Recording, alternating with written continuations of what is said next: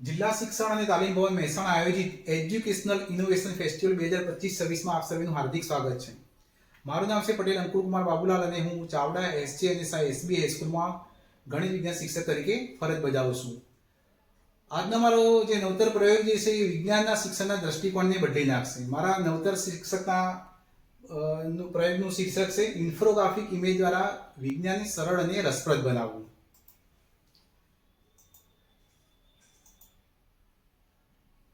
મિત્રો, આપણે વર્ગખંડમાં જ્યારે ભણાવીએ છીએ ત્યારે આપણે પાઠ્યપુસ્તકને ધ્યાનમાં રાખીને ભણાવીએ છીએ. પાઠ્યપુસ્તકમાં માહિતી તો સચોટ હોય છે, પણ ઘણી વખતે આપણને લાંબા લખાણ, જેમ કે અહીંયા એક ઉદાહરણ દ્વારા તમને સમજાવું કે અહીંયા આપણે વિજ્ઞાનનો એક પાઠ ભણાવતા કે ઓઝોન સ્તર અને તે કેવી રીતે વિઘટન પામે છે.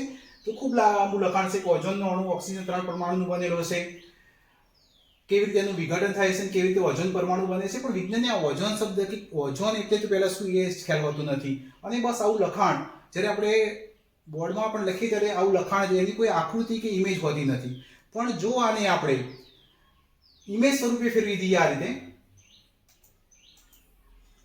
અહીંયા આપણે જે આ લાંબુ લખાણ છે કે ઓઝોન સ્તર કેવી રીતે બને છે અને કેવી રીતે એ ઓઝોનનું વિઘટન થાય છે, એ બધી જ માહિતી અહીંયા આપેલી છે. આપણે બરબરમાં વાંચી દઈએ છીએ, વિદ્યાર્થીઓને સમજાવી પણ છીએ ખરા, પણ છતાં પણ વિદ્યાર્થીઓને અમુક જે સિદ્ધાંતો છે, અમુક જે શબ્દો હશે યાદ રહેતા નથી અને પછી ખાલી ગોખણ પટ્ટી કરીને એ પરીક્ષા પૂરતું યાદ કરી લેશે.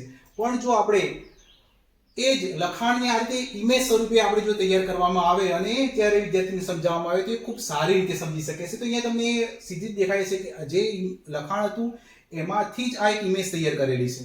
અહીંયા તમે જો કે અહીંયા પૃથ્વીના ઉપર અહીંયા ઓઝોનનું સ્તર જેને અહીંયા O3 વડે દર્શાવ્યું છે.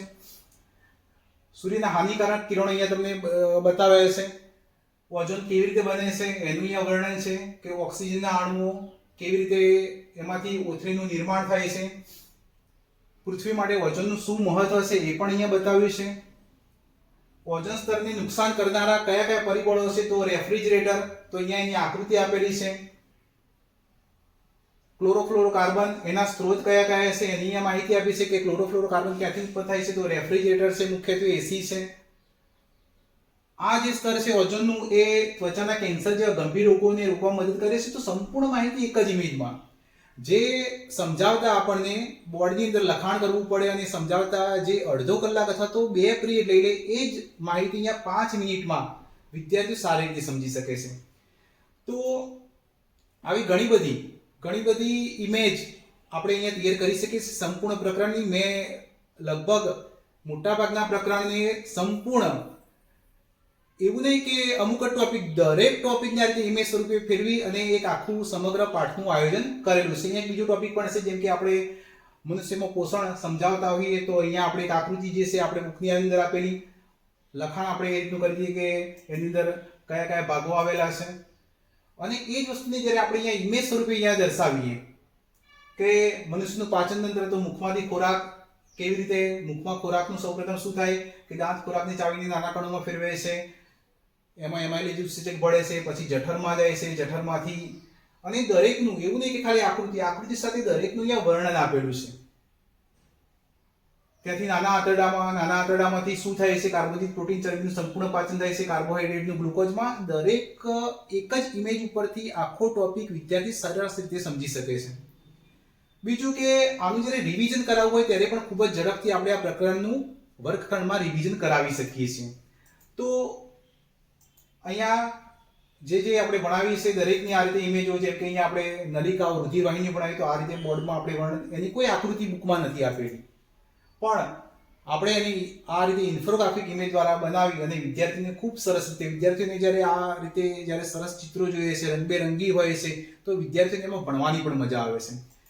તો આ રીતે મેં બધા જ પાઠોના બધા જ ટોપિકના પ્રકરણોને ઇમેજ સ્વરૂપે બનાવીને એની એક આખી PDF તૈયાર કરી છે.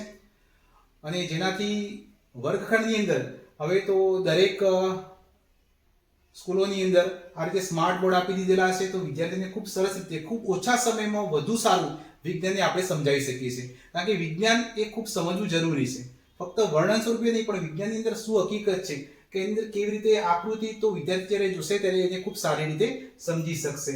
તો આ રીતે મેં મોટાભાગના ટોપિક અહીંયા ઇમેજ સ્વરૂપે તૈયાર કરેલા હશે ને જેની પીડીએફ પણ QR કોડ સ્વરૂપે તમને અહીંયા મળી રહેશે.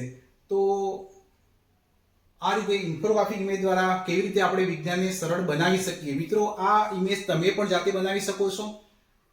કેવી રીતે બનાવી છે તો એના માટેનો આપણે બીજો વિડીયો પણ મેં અહીંયા બનાવ્યો છે. તો તમે આ ચેનલને સબસ્ક્રાઇબ કરી દેજો અને આ રીતે મારી ચેનલ ઉપરથી તમને આ ઇન્ફોગ્રાફિક ઇમેજ કેવી રીતે બની શકાય એનો વિડીયો પણ તમને અહીંયા જોવા મળશે. જય હિન્દ, જય ભારત.